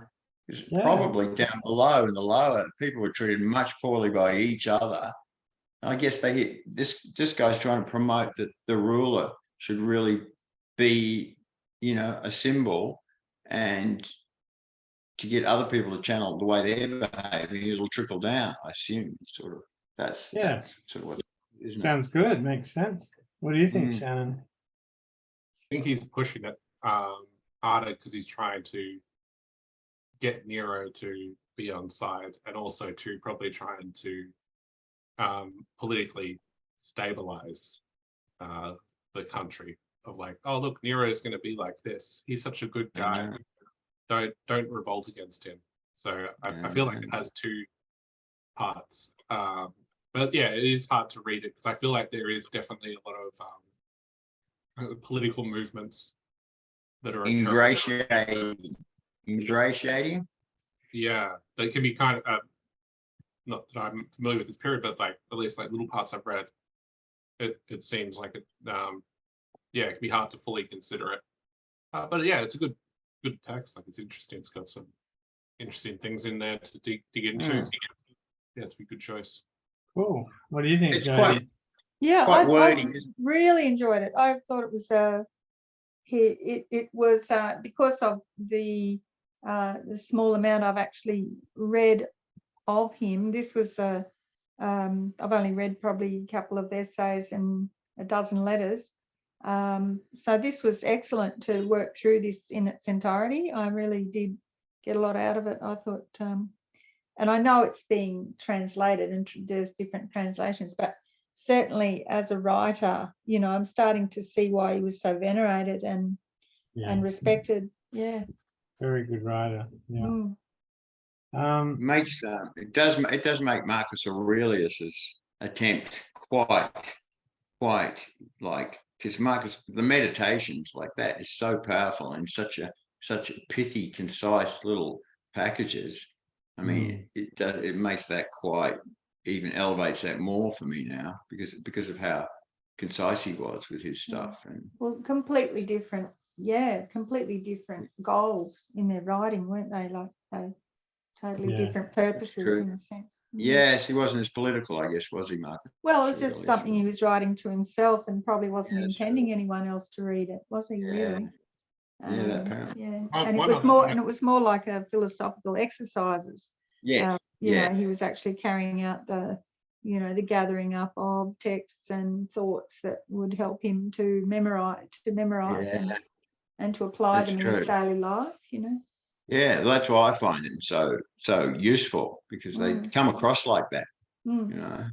Very good. One Shannon? other quick point was just when we're talking about like gratitude and stuff, it definitely makes me glad not to live during those times when it's Yeah. dependent on the whims and the emotional. Like it's just so like the whole thing just sounds really emotional. Like it's not like, you know, I've carefully weighed the facts. It's like, oh, you know, I'm kind of vibing on doing this. Yeah, it definitely makes me appreciate not living during those times. I'm a bit shocked at the horror and the brutality of the times, because I haven't really studied much, I'll be honest, of ancient history. I didn't do it through my education. So, you know, and then later on, we didn't cover it today, but he talks about them sewing people into sacks. Yeah. Oh yeah. Like it's it's just some really weird, and he talks about how dreadfully awful people are to try to work out the worst ways they can possibly inflict.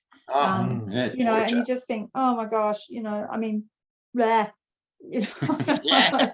Yep. I just didn't want to really Yeah. even think about it. So thanks, Now, if you got Seneca. the bull. Ashley? It was interesting. It's worth a read. I mean, it's I'd say it's more rhetorical than anything else, and it's too bad the whole thing's not there. There isn't all 3 books, but you think, man, would you really commit to reading 3 books? Like, yeah, so it's a long. Like, yeah, I think you could probably just summarize it and say, okay, mercy is about being just copy and paste that one about, it's about moderation in dealing with whatever it was, you know, when you need to enact punishment, and it's about, you know, combining pity with reason. So it seems like a really long read, and to think if this Nero guy was impulsive and short-tempered and impatient, hence why he needs to read the book, is he really going to get through 3 books of this? So, you know, like, could you imagine if someone wrote something like this for Donald Trump? You think, and it just goes on and on and on and on. Yeah, I had that same feeling. I could imagine, you know, just going, yeah, whatever, man. Can you just skip to the good bits? I want to go and ride my horse or whatever. Yes, etc. Go down to the games in the Colosseum. Definitely. So it was good.